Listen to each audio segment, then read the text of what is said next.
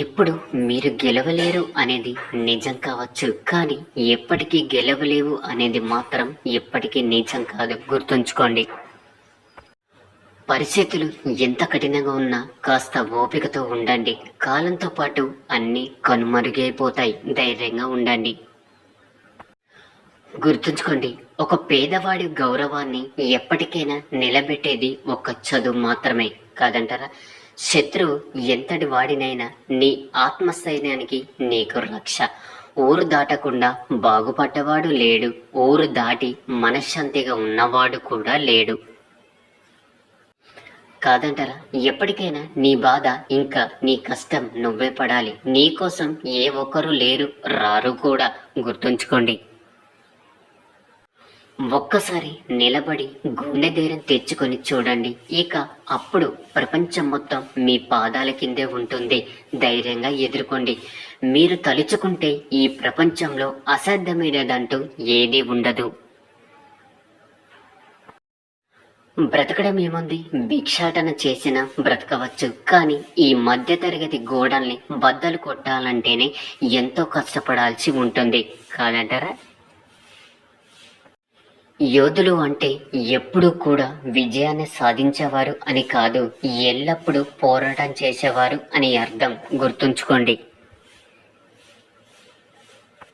కాస్త ఓపిక పట్టండి. మీరు అవసరం లేదు అనుకున్న వాళ్ళకి మళ్ళీ మీరే రావాలి అనే రోజులు తప్పకుండా వస్తాయి. కాలం అన్నిటికీ సమాధానం ఖచ్చితంగా ఇస్తుంది. అలాగే వారికి గుణపాఠం చెప్పే అవకాశం కూడా మీకే ఇస్తుంది. కావాల్సిందల్లా కాస్త ఓపిక మాత్రమే. గుర్తుంచుకోండి. అడవుల్లో తిరిగిన రాముడు ప్రతి ఊరి గుడిలో భగవంతుడిగా మారడానికి కారణం ఆయన పడిన కష్టం కాదు, ఆయన పాటించిన ధర్మం. ధర్మంగా కష్టపడండి. ఖచ్చితంగా మీరు అనుకున్నది అనుకున్నట్లుగానే జరుగుతుంది. గుర్తుంచుకోండి. సముద్రపు కెరటాలు తీరంలోని ఇసుకకు తాకి రాళ్లను తాకి వాటి ఆకారాన్ని మార్చేస్తాయి. సూటిగా గరుకగా ఉండే రాళ్ళు వీటిని మళ్ళీ మళ్ళీ తాకి గుండ్రంగా మార్చేస్తాయి. కానీ ఈ సముద్రపు కెరటాలు వాటి ఆకారం మాత్రం ఎప్పుడు మారవు. ఎందుకు అలా ఎందుకు జరుగుతుంది? ఎందుకంటే అవి విడిపోయి కూడా తిరిగి ఎలా కలవాలి వాటికి తెలుసు కాబట్టి. ఇక దాని అర్థం, ఈ కెరటాలు విడిపోయినప్పుడు వాటి మధ్య భేదం తప్పకుండా వస్తుంది, కానీ అవి తిరిగి కలవడం మాత్రం వాటి ఐకమత్యానికి ప్రతీక. ఇలా చూడండి, వాదోపవాదాలు, తార్క వితర్కాలు, మనస్పర్ధాలు అనేవి జీవితంలో భిన్నమైన అంశాలు, కానీ వీటిని ఎప్పుడు కూడా మనసులోకి ప్రవేశించనివ్వకండి. ఒకవేళ మనసులోకి ప్రవేశించిన కూడా అక్కడ వాటిని ఉండనివ్వకండి. వాటిని బయటకు పంపేయండి. ఈ వాదోపవాదాలు, తార్క వితర్కాలు, మనస్పర్ధాలు వీటిని జీవితాంతం మీతో పాటు మోసుకుంటూ తిరగకండి. ఒకవేళ అలా తిరగాల్సి వస్తే అప్పుడు అందరినీ తీసుకుని వెళ్ళండి. అచ్చం కెరటాలలాగే ఐకమత్యం మీద నమ్మకం ఉంచండి. కలిసికట్టుగా ముందుకు వెళ్తే చాలా దూరం ముందుకు వెళ్తారు. లేదంటే కేవలం ఆ దూరం గురించి ఆలోచించగలరు అంతే. మీరు ఏం కోరుకుంటారు అనే నిర్ణయం ఎప్పటికీ మీ మీదే. గుర్తుంచుకోండి.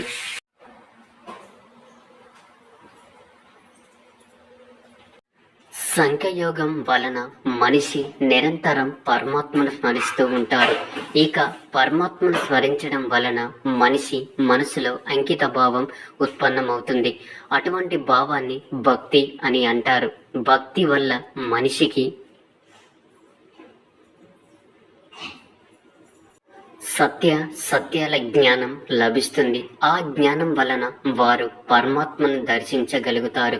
అలా ఎవరైతే పరమాత్మను దర్శించగలుగుతారో వారి వాస్తవమైన కర్మయోగిగా మారగలరు. జన్మల పరంపరం నుండి విముక్తి చెంది మోక్షాన్ని పొందగలుగుతారు. ఆత్మలన్నిటికీ అంతిమ లక్ష్యం అదే.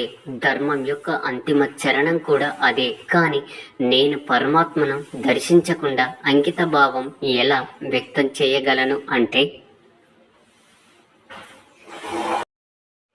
ఈ సృష్టియే పరమాత్మ, పరమాత్మయే సర్వస్వం. పరమాత్మ కానిదంటూ ఇంకేమీ లేదు. ఎవరు తమ ఆత్మను దర్శించగలుగుతారో వారి పరమాత్మను కూడా దర్శించగలుగుతారు. ఏ విధంగా ఉప్పులోని ఒక కణనానికున్న రుచి మహాసముద్రం నీటి రుచికి భిన్నమైనది కాదో, అదేవిధంగా మీ ఆత్మను మీరు దర్శించడం పరమాత్మ దర్శనానికి భిన్నమైనది కాదు. ఎప్పుడు మనిషి తనను తాను పరమాత్మ స్వరూపునిగా అర్థం చేసుకుంటాడో అప్పుడు సృష్టియే పరమాత్మ అని, పరమాత్మే సృష్టి అని వారికి అనుభవగతం కాగలదు. సృష్టికి పరమాత్మకి ఏ భేదము లేదు. ఎప్పుడైతే మీరు ఆత్మ జ్ఞానాన్ని పొందుతారో అప్పుడే మీరు పరమాత్మలో ఐక్యం కాగలరు. స్వయంగా మీరు కూడా పరమాత్మ మాదిరిగా మిమ్మల్ని మీరు పరమాత్మ స్వరూపంగా గుర్తించగలరు. కానీ మీరు ఆ పదాన్ని చేరుకునేందుకు పరమాత్మ పట్ల సంపూర్ణ అంకిత భావం అనివార్యం కావాలి. ఇక అంకిత భావం ఏమిటి అంటే,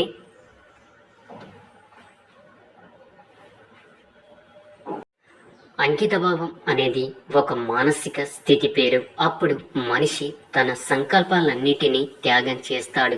స్వయంగా ఏ విధమైన నిర్ణయాన్ని కానీ లేక ప్రతిజ్ఞని కానీ తీసుకోడు.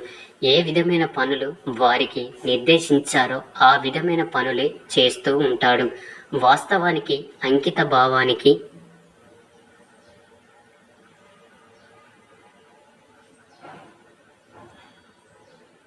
అర్థం ఏమిటి అంటే, తమను తాము అలాగే తమ మనస్సును, బుద్ధిని, జ్ఞానాన్ని, ఇచ్చలను, ఆశలను, మనసులోని భావాలను, తమ సర్వస్వాన్ని ఇంకొకరికి అర్పించడమే. ఇటువంటి అంకిత భావాన్ని భక్తి అని అంటారు. భక్తితో కొలవడం అంటే ఏమిటి? అంకిత భావమే భక్తి కదా అంటే ముమ్మాటికి కాదు. అంకిత భావం భక్తిలో మొదటి అడుగు మాత్రమే. వాస్తవానికి భక్తి అనేది ఒక కార్యం వంటిది కాదు. అది ఒక మనస్థితిని సూచిస్తుంది. నిత్య జీవితంలో మనిషి జపతపాలు, యజ్ఞయాగాలు, యమ నియమాలు, యోగం, సాధ్యం అనే మాధ్యమాలతో తన అంతరంగాన్ని శుద్ధి చేసుకొని పరమాత్మ పట్ల అంకిత భావంతో ఉండాలి. మనిషి తాను చేసే పనులను, తమ కర్మల ఫలితాన్ని, జీవితంలోని ఉచ్ఛ్వాస నిశ్వాసాలను పరమాత్మకు స్మరిస్తూ ఉండాలి. భక్తి కేవలం మన స్థితి అయితే జాపాలు, తాపాలు ఇత్యాదులు అవసరం ఏమిటి? ఈరోజు శుభ్రం చేసిన పాత్ర ఎలా మళ్ళీ మలినమవుతుందో అదేవిధంగా మనిషి మనస్సు పదే పదే పరమాత్మకు విముఖం అయిపోతూ ఉంటుంది. అందుకే అవి ఎంతో అవసరం.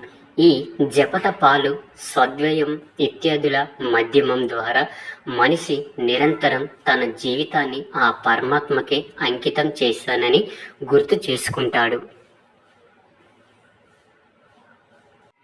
ఏ ఒడ్డున మునక వెయ్యాలి అన్నది ఇక్కడ ముఖ్యం కాదు. ఇక్కడ ముఖ్యమైనది మునక వెయ్యడం. భక్తి యోగ సారం ఒకటే. మనిషి పరమాత్మకు తన జీవితాన్ని అర్పణ చేసి పరమాత్మను భక్తితో కొలుస్తూ ఉండాలి. అలాగే సత్వగుణం అనే సంపదను పదిలంగా దాచుకోవాలి. అర్థమైందనుకుంటా. ఇక అందరూ నాతో పాటు ప్రేమతో ధ్యానించండి. రాధాకృష్ణ.